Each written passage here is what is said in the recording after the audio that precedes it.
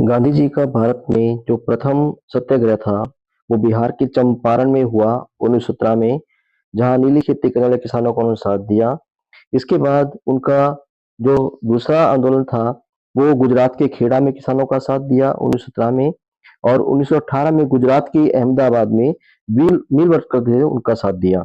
उसके बाद 1919 में जलियांवाला हत्याकांड हुआ, जो कि अमृतसर में हुआ।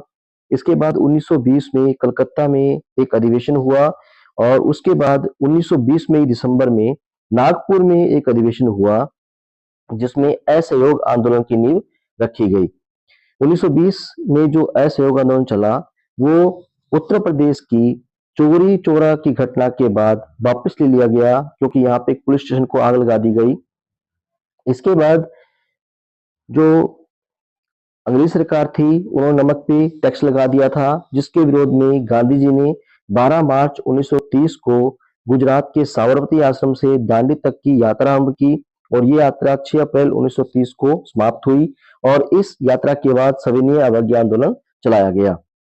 इसके बाद 1931 में दिल्ली में गांधी ईर्विन समझौता होता है, जिसमें ये बात कही जाती है कि उन सब नेताओं को छोड़ दिया जाएगा जो किसी हिंसात्मक कार्रवाई में शामिल नहीं है। इसके बाद 1932 में महाराष्ट्र के पुणे स्थान पर गांधी जी और भीमराव अंबेडकर में एक समझौता होता है, जिसे पूना पैक्ट नाम दिया गया था।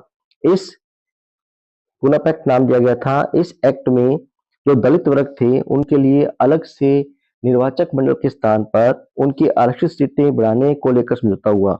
इसके बाद 1942 में भारत छोड़ो आंदोलन चला, जो कि महाराष्ट्र के मुंबई से आरंभ हुआ।